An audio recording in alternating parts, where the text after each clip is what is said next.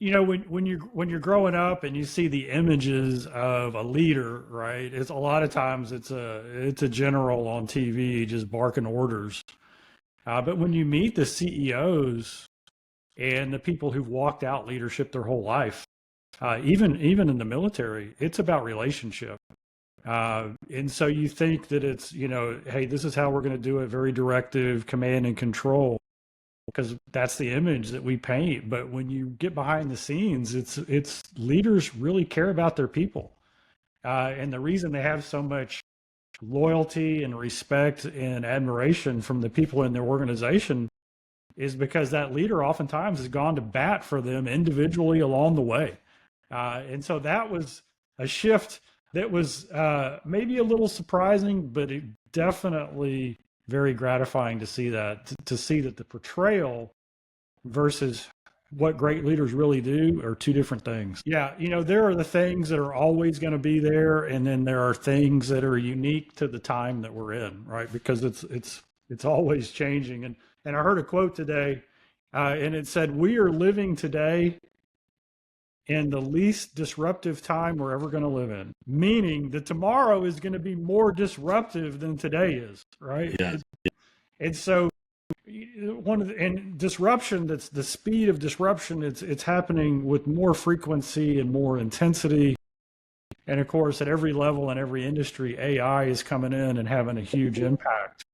And so there are the things that are changing that as leaders, we've got to embrace and put our arms around, that are signs of the times. And then there are the things that never change, love and integrity and trust. Those things never change. And so how do we bridge that gap? So young leaders are really trying to figure out how to grow and be effective, and they're getting hit from both sides constantly. Hey, things are always changing. Run here, do this, go over here. Oh, you don't have to worry about that. AI is going to do that for you. And so if they lean too far that way, they lose all their relationships.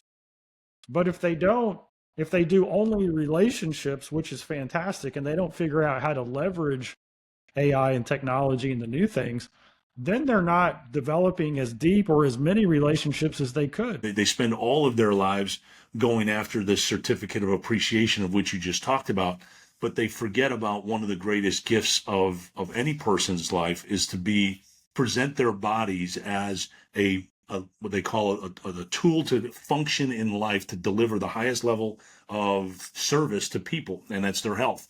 And it's usually the last thing that's actually put attention to, and it's the first thing neglected. I'm young, I have time, etc.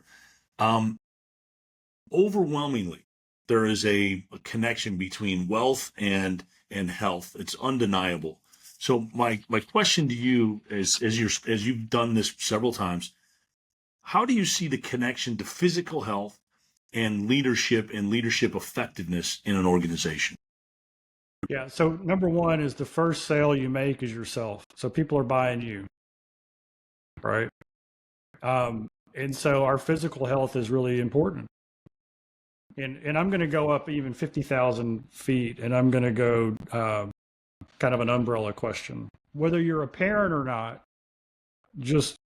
I want you to put yourself as a parent. Do you want your kids to have the best chance for success? Unequivocally, yes. Yeah. Would you intentionally do anything that would diminish their chance for success? Absolutely not. Okay. Well, this is a great question. And everybody who listen to this, you can go put this in Chat GPT. Ask it, what would the return on investment be if every public school from K through 12 fed breakfast, lunch, and a snack to every student that was whole foods, non-processed based, no ultra processed? What would happen? And depending on the way you phrase that, the ROI will be anywhere from 7 to 15 times to 1. And then you ask it, well, why? And they say, well, IQ will go up, grade point average will go up, college acceptance will go up, long-term medical costs will go significantly down, behavior problems go down, bullying goes down, ADHD, all these different things. All the behaviors that are related to the food that we consume will go down. And this is all, you can ask it for the studies and the background and everything else. Wow. So if we're talking about health, I believe that our physical health either caps or unleashes our potential.